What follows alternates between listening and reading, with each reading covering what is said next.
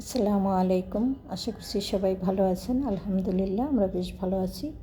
নতুন আরও একটি ভিডিও নিয়ে আসলাম, শেষ পর্যন্ত দেখবেন আশা করছি। এই তো দেখতেই পাচ্ছেন রান্নাবান্না শুরু করে দিয়েছি।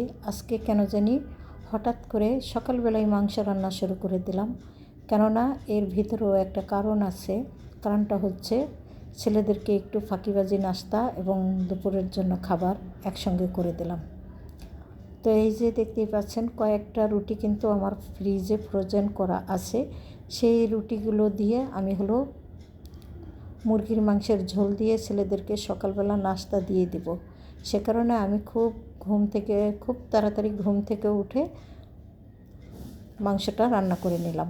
পাশাপাশি আরও কিছু করব, সেটাও আপনাদের সাথে শেয়ার করব। তো দেখতে থাকেন শেষ পর্যন্ত, আশা করছি ভালো লাগবে। আর মাংস আমি যখনই রান্না করি ইদানিং আমার কেন যেন একেবারেই আলু ছাড়া মাংস রান্নাই করতে পারছি না। কিন্তু আমার ছেলেরা অত বেশি আলু খেতে পছন্দই করে না, কিন্তু আমার হাতে কেন যেন নতুন আলু দেখে খালি হিমশিম করে। আমি শুধু আলু দিয়েই দিই। তো যাই হোক, এদিক থেকে আমি কিন্তু বেগুনও ভেজে নিচ্ছি, আর ওই দিক থেকে কিন্তু মাংসটা রান্না করা হয়ে গেছে। তো বেগুন ভাজা, মাংস রান্না, আর সেই সাথে থাকবে একটা ভর্তা। তো ভর্তাটা আমি কী দিয়ে তৈরি করি আপনাদের সাথে শেয়ার করব। এই যে দেখতেই পাচ্ছেন এখানে রসুন, পেঁয়াজ আর কাঁচামরিচ। তো রসুন, পেঁয়াজ, কাঁচামরিচ দিয়ে ভর্তা বানালে কিন্তু ভীষণ মজা হয়, বিশেষ করে তেলে ভেজে। অনেকে কিন্তু আবার শুকনা খোলাতেও ভেজে নেয়। আমি কখনো খাইনি শুকনো খোলাতে ভেজে রাখা ভর্তা, তবে আমি কিন্তু সবসময় তেলে ভেজেই ভর্তাটা করি। খেতে ভীষণ মজা হয়। আপনারা কিন্তু বানিয়ে খেতে পারেন সকালবেলার নাস্তায় বা দুপুরে বেগুন ভাজা, মাছ ভাজার সাথে। এদিক থেকে বুয়া কিন্তু এসে পড়েছে কাজ করার জন্য। ছেলেরা এখনও পর্যন্ত ঘুম থেকে ওঠেনি, কিছু কিছু উঠেও গেছে। যেমন বড় ছেলে উঠে গেছে আজকে খুব তাড়াতাড়ি, আমার হাজব্যান্ডও উঠে গেছে, আমিও উঠে গেছি। যাই হোক, আমরা তিনজনে কিন্তু অফ ক্যামেরাতে নাস্তাটা করে নিয়েছি। তবে ফাঁকিবাজি কেন বলছিলাম সেটাও আমি আপনাদের সাথে শেয়ার করব।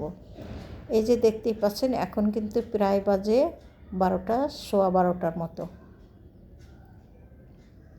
তো এই যে দেখতেই পাচ্ছেন আমার ফাঁকিবাজি রান্নাবান্না। যেহেতু সকালবেলা মাংস রান্না করেছি, সেই সাথে বেগুন ভাজা, ভর্তা ছিল, ভাবলাম দুপুরবেলা আজকে ছেলেদেরকে একটু খিচুড়ি রান্না করেই খাওয়াবো। অনেকে হয়তো ভাবতে পারেন যে মাংস রান্না করেছি, এখন বুঝি সকালবেলা নাস্তা করছি, কিন্তু না, এটা কিন্তু আমরা দুপুরবেলাতেই খাচ্ছিলাম। তো দুপুরবেলাতে যেহেতু খাচ্ছি, একটু ছালা তো কেটে দিলাম, আর খাবারটাও ডাইনিংয়ে দিয়ে দিলাম।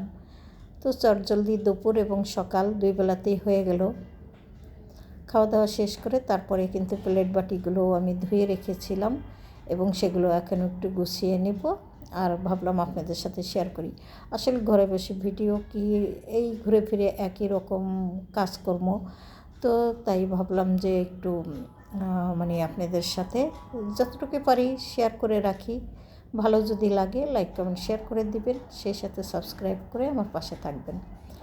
তো অল্প একটু ভিডিও আপনাদের সাথে শেয়ার করলাম, আশা করছি আপনাদের ভালো লাগবে। ভুল ত্রুটি যদি হয়ে থাকে ক্ষমা সুন্দর দৃষ্টিতে দেখবেন। অনেকক্ষণ পরে তারপরে কিন্তু আমি বিকেলবেলা একা একা বসে বসে টিভি দেখছিলাম আর ভাবছিলাম কি খাওয়া যায়। কিন্তু বাসায় অনেক কিছু থাকা সত্ত্বেও আমার কিন্তু কোনো জিনিস খেতে ইচ্ছে করছিল না। তো হঠাৎ করে ছেলে সকালবেলা ফুট করে ব্যাগ থেকে বের করে একটা চিপস দিয়েছিল, একটা পপকর্ন দিয়েছিল। তো তখন আমি অর্ধেকটা খেয়েছিলাম, আর এখন বাকি একটু খেয়ে নিচ্ছি। আর আপনাদের কাছ থেকে বিদায় নিচ্ছি। সবাই ভালো থাকেন। আল্লাহ হাফেজ। আসসালামু আলাইকুম।